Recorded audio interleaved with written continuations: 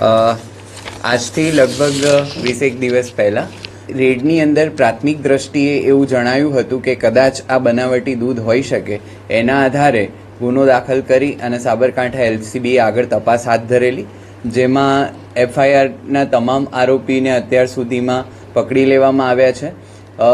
મુખ્ય આરોપીની ધરપકડ 2 દિવસ પહેલાં થયેલી અને તેમને નામદાર કોર્ટ સમક્ષ રજૂ કરતા નામદાર કોર્ટે 2 દિવસના રિમાન્ડ મંજૂર કરેલા. 2 દિવસના રિમાન્ડ દરમિયાન પૂછપરછમાં જાણવા મળેલ કે લગભગ 500 લીટર જેટલી ક્વોન્ટિટીનું દૂધ એ આસપાસના ગામમાંથી આરોપી મેળવતો હતો અને એમાં પછી પાણી,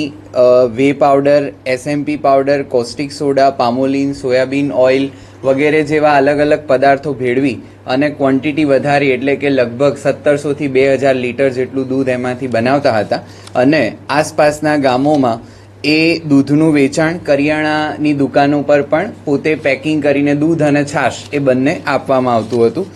બીજા શહેરોની વાત કરીએ તો પ્રાંતિજ છે, મોયત છે, તલોદ, અમદાવાદ શહેર, માણસા, મોડાસા, વડાગામ ખાતે અલગ અલગ જગ્યાઓએ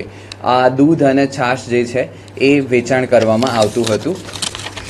પોલીસને અત્યાર સુધીની તપાસમાં ત્યાંથી કેટલાક દસ્તાવેજો, એની ઝેરોક્સ, વાહનોની RC બુક, 2 વ્હીલર વાહનો કે જે વપરાતા હોય, 4 વ્હીલર વાહનો, ટ્રેક્ટર ટ્રોલી સાથે થઈને લગભગ 12,95,000 જેટલી મત્તાનો મુદ્દામાલ અત્યાર સુધીમાં મળેલ છે.